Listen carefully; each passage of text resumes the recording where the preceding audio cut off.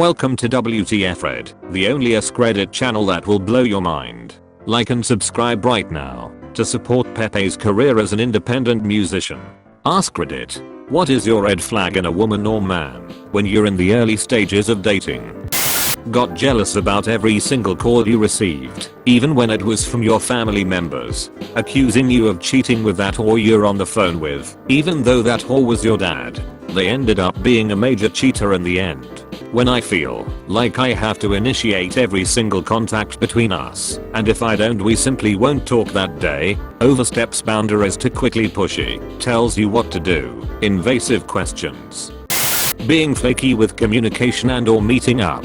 To an extent life can and will get in the way, but there's a certain level of enthusiasm you want to see from a potential partner, and if they can't muster it during the honeymoon stage of dating, it's probably not going to improve later. I like girls who are physically affectionate, but my ex was so clingy she had her gay friends visit the gay bar I worked at to make sure I wasn't flirting with girls. Straight bartender at a 99% male gay bar. That's not clingy. That's insecure. Blowing up my phone at 2 in the morning is a big one for me. I don't mind so much if it's 1 or 2 messages late at night, so long as they obviously know most people are asleep around then, but if I wake up to like a dozen or so texts where they're growing increasingly mad that I'm not responding, it's a red flag. Playing head games. We are not in high school, and you aren't on The Bachelorette. Be honest, sincere, and forthcoming, and we'll get along just fine. I'm in my mid-30s, and thus am too old and rickety to jump through hoops.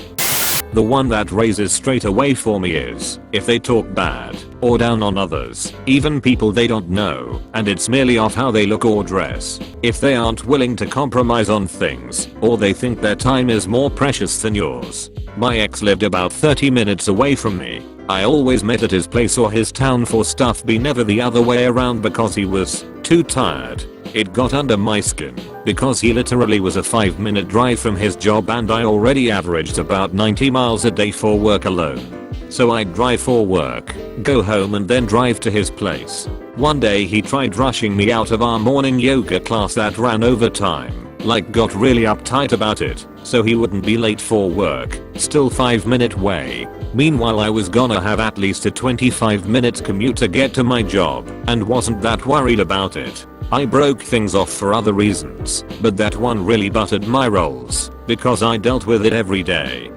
When they dodge answering questions, or cut you off when you're talking, I give them a pass the first time, because it might be nerves, but if it keeps happening it's not okay. This is a really good one. I'm lucky that I went out on a couple of dates with a very straightforward girl a few years ago. There were a number of reasons she didn't want to continue forward after 2 dates, but she did tell me that she felt I cut her off, talked over her quite a bit, and she was telling me because she could tell I meant well and wasn't doing it to be rude and probably wasn't even aware I was doing it at all. She sensed my anxiety and that my brain was rushing to think of the next thing to say to respond to something she just said rather than waiting for her to finish. Who knows how many dates I might have gone on and blown it by inadvertently doing this. I've been cognizant about it ever since. If all their exes are crazy or are assholes. I've got a few normal exes that due to life circumstances on one side or the other, or both, didn't work out. I've got a few that we just weren't long-term compatible. And like most I do, have a couple that are, at least they were different kinds, batshit crazy. But if all their exes are jerks, it most likely means that they are the jerk. The 2 crazies I dated both spoke this way about all their former relationships. Speaking from my experience from my one relationship I've had so far that was abusive, distrust. If the person is suspicious you are a cheater on no basis other than their own insecurity, run. OMG run please. Save yourself the heartache and degradation. A lack of self-awareness. I once dated a guy who told 2 anecdotes of funny cluster duck situations. Both featured clear moments where the fault was his lack of research, his failure to follow through. But both stories were told like everyone else caused the issues. Like, where you'd expect her to say yeah I should've done X, he would just say, so Milo was an idiot and jumped. A week later, and it was clear, he didn't see he was the common denominator in his issues. He was quick to blame others. Any suggestion of self-improvement was met by a blank stare. A touch of humility and a lot of self-awareness is so necessary. Sending nudes or videos of herself getting hit from the back 15 minutes into y'all's very first conversation ever.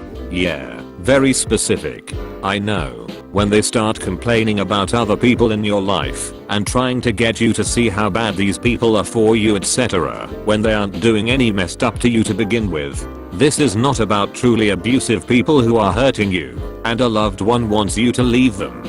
Witness my abusive ex who started in the second week of dating telling me how much my parents didn't love me or trust me for having a curfew and insist I study on school nights instead of be out with him all night. I was 17 and still in high school. Soon enough that extended to how my best friend was kind of dismissive of me. He pounced on every little disagreement I had to blow it up times 10. Man, if it was someone else in my life he was in there trying to drive that wedge and make me see how all those other people really didn't have my best interests at heart. He is where I learned all about a little something called projection. Continually posting bits of our relationship on social media. I'm dating the person, not their fan club.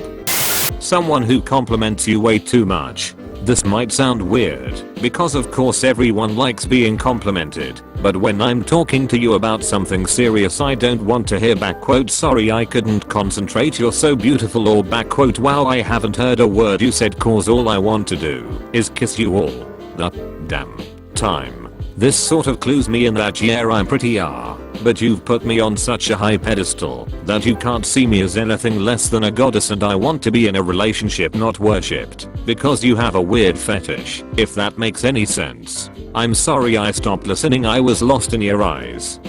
Them, do you need some space? I understand. You, yeah I just need to get my head straight a second. Them, woo so you don't wanna talk to me, asking where I am, who I'm with, what I'm doing constantly. Sure it's just a question now, but in 5 months it's not being allowed to be certain places with certain people. Controlling behavior is the biggest red flag there is. Shut that shit down immediately. I knew this one girl who, on our first and only date, just would not shut up about how heartbroken she was that David Bowie had died 2 days ago. Every time I would try to steer the conversation elsewhere, she would say, oh yeah, that reminds me of the time David did this. At first it was endearing, but it got annoying really quickly, and that was the end of that. I still sometimes wonder if I had caught her at a different time, if things would have gone differently.